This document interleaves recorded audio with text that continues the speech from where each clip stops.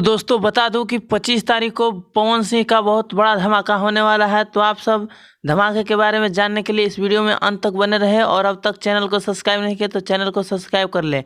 तो चलिए चलता हूं धमाके की ओर। तो जैसा कि आप सब चाहते हैं कि पवन सिंह का आरती सॉन्ग आए, तो आपको बता दूं कि पावर स्टार पवन सिंह जी का आरती गीत तुरंत आ रही है। लोग सोच रहे होंगे कि ये वीडियो किस दिन रिलीज किया जाएगा और कब रिलीज किया जाएगा और इस गीत का नाम क्या है। तो आप सबको बता दूं कि इस गीत का नाम तो अभी पता नहीं चला और इस गीत को किसने लिखा ये भी पता नहीं चला, वो अगले वीडियो में बता दूंगा। लेकिन हाँ, आप सबको ये बता दूं कि इस वीडियो को 24 तारीख के शाम को या फिर 25 तारीख को पक्का आ जाएगा, जो कि angel music YouTube official channel के माध्यम से रिलीज किया जाएगा। ये आरती सॉन्ग काफी बवाल होने वाला है। इस खबर से कितना उत्सुक है कमेंट बॉक्स में अवश्य बता दे और वीडियो को लाइक करके चैनल को सब्सक्राइब कर लें। वीडियो को शेयर करना ना भूलें। धन्यवाद।